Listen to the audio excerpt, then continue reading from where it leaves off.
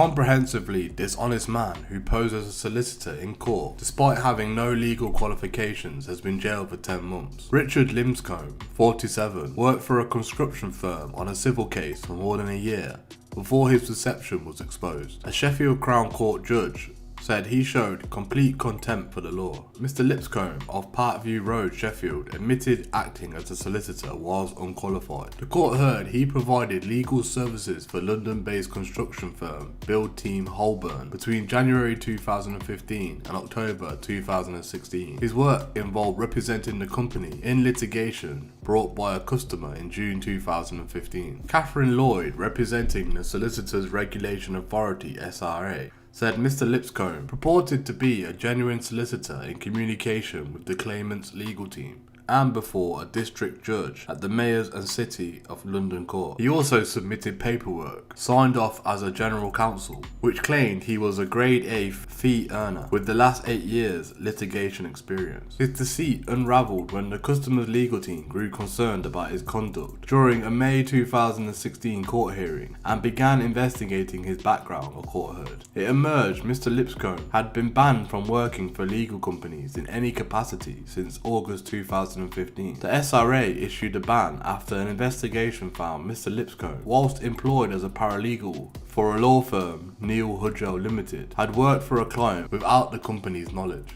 As a result of Mr. Lipscomb's deception, Build Team Hobson was forced to settle its case at a cost of £250,000. Mr. Lipscomb pleaded guilty at Southwark Crown Court in 2020 to acting as a solicitor whilst unqualified and carrying on legal activity when not entitled. He was taken into custody in March this year after failing to appear at 6 previous sentencing hearings. Francis Adisi, in mitigation, said his client was in poor health and had been finding prison difficult, but Judge Jeremy Richardson KC said he had no choice but to impose a custodial sentence on the defendant, who he said was unhampered by any scruples and displaying complete contempt of the rule of law. The judge told Mr. Lipscomb, "You purported to be a solicitor representing a company in litigation before a court when you were nothing of the kind. At no stage have you ever been a solicitor and have no qualifications to be a solicitor." He said the public repose considerable confidence in the solicitor's profession and any erosion of that confidence is a serious matter. Judge Richardson ordered Mr. Lipscomb to pay £20,000 toward the SRA's costs within 2 years.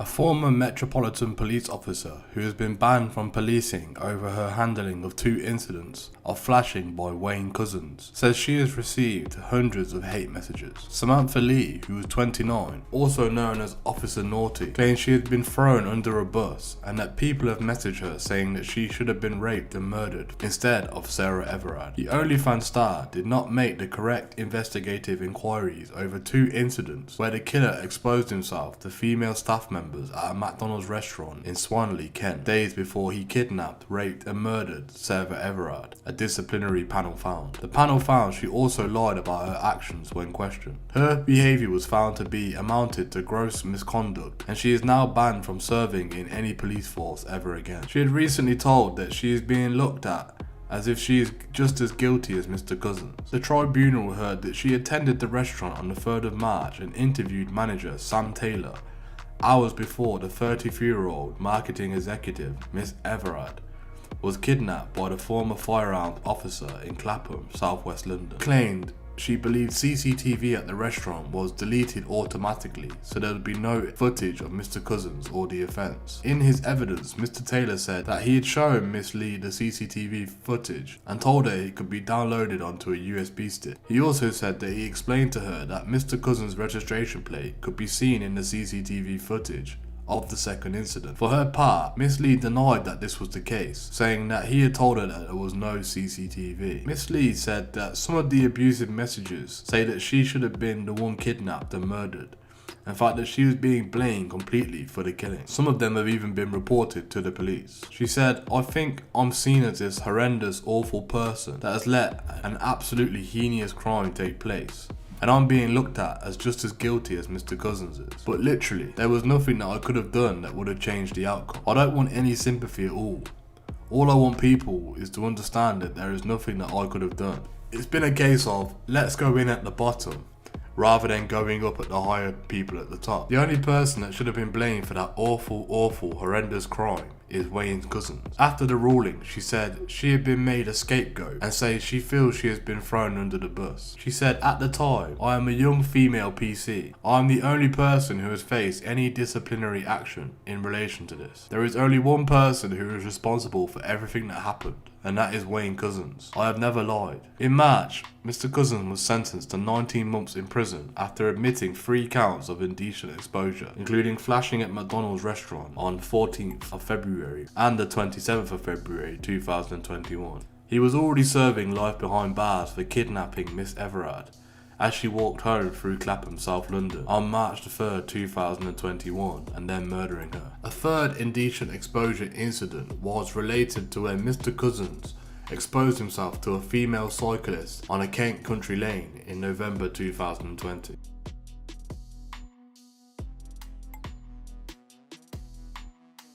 A murderer will serve at least 14 years in prison after brutally killing a man by repeatedly stamping on his head. Alex Banda, 28, and of Paul, was handed a life sentence on Thursday, May the 25th at Winchester Crown Court after being convicted of the murder of 47-year-old Daniel Upson. He will serve a minimum term of 14 years. The charge related to a violent and sustained attack on Mr. Upson in Chapman's Hotel in Francis Road, Bournemouth, on the night of Friday the 16th of December. Mr. Banda was also found guilty of an assault relating to an attack on another man at the same address on the same night. During the trial, the jury heard how Mr. Banda had accused Mr. Upson of stealing drugs from him and had launched a violent assault on his victim, punching him repeatedly before kicking him in the head and stamping on him. Mr. Upson was left unconscious in a room, and Mr. Banda went into a different room in the shared accommodation building and assaulted another man by punching him. Police were called the following morning after Mr. Upson was found unresponsive. Following inquiries, Mr. Banda was arrested at an address in Wareham on Saturday, December the 17th, 2022. Blood staining was found on his trainers, found to be a match for Mr. Upson, as well as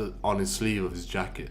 After a post-mortem examination, a pathologist concluded that the cause of Mr. Upson's death was a combined effect of his head injuries and drug intoxication. Detective Inspector Neil Ferd of Dorset Police's Major Crime Investigation Team said, "Our thoughts remain with the family of Mr. Upson at this time. I would again like to thank all the officers, Crown Prosecution Services and witnesses who have helped secure this conviction and sentence."